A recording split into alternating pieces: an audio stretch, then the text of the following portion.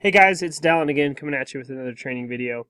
So this time we're going to go over how to add a device for Mac authentication. Now I'm primarily just going to show you guys Corset and Blue Rim because I think those are like the two biggest companies that we do that for. There's some other ones that we do it for, but it's not as common. With Corset and Blue Rim, that's one of the first things you should be checking if a device can't connect to the internet. So without any further ado, let's get to it. We need to get into the KMC tool right here inside of Corset. You're going to open this up. And then inside this tool, you're going to search for the customer, right? You're going to always search by email because that's the best way to find their account. You're either going to search by email and it's going to pull open all the accounts that are related. It's a good way to see if the account has been duplicated or if it's in the wrong location or anything like that. So we'll always search by account. And then I actually already have the account open right here.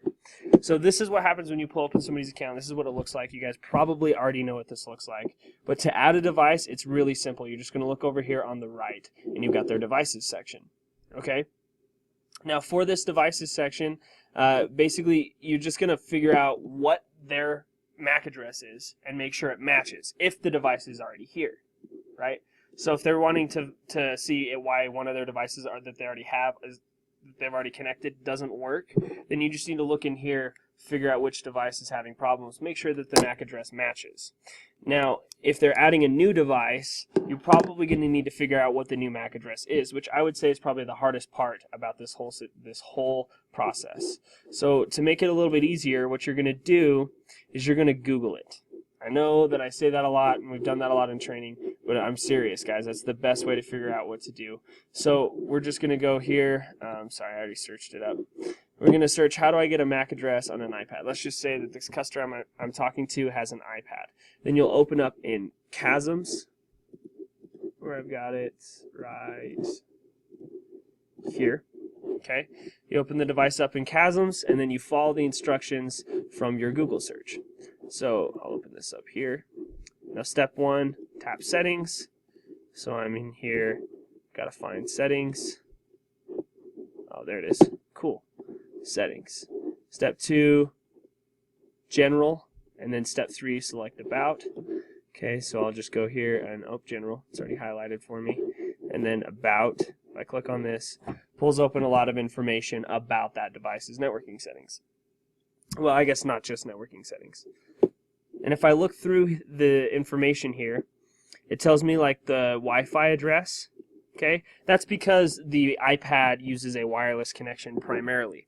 If they were talking to try to like connect up a computer, the computer could have a Ethernet connection or a wireless connection. And you basically just want to get the MAC address that they would be using. So for example, if they're connecting with a hard wire into the Corset service, you want their wired MAC address. If they're connecting wirelessly, you'd want their wireless MAC address. Now, an iPad only has one way to connect, obviously, so we would just get this Wi-Fi address right here. Now what I'm going to do with this, and I'm just going to add this on file.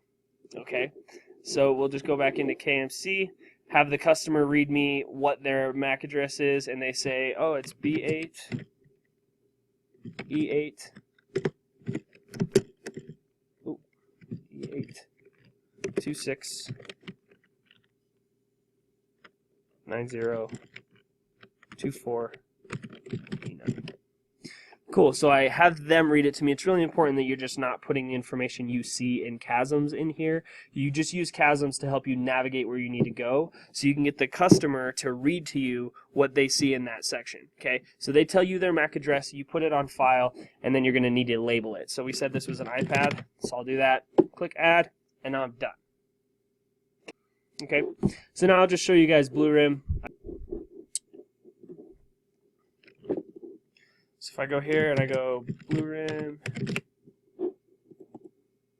I'm just using the DT viewer just because this is for training. Don't want to open any fake accounts. Billing automatically logs you in, which is nice. Now inside of here, you're going to select the abbreviated term for the site that they're at. So when you answer the call, you're going to ask them, obviously, where they're located. They're going to tell you that they're at Seasons of Leighton Square or one of the other locations. We're just going to pretend that this customer that we're in hypothetical terms fixing their internet, we're going to pretend they're at Seasons of Leighton Square, which is SLS.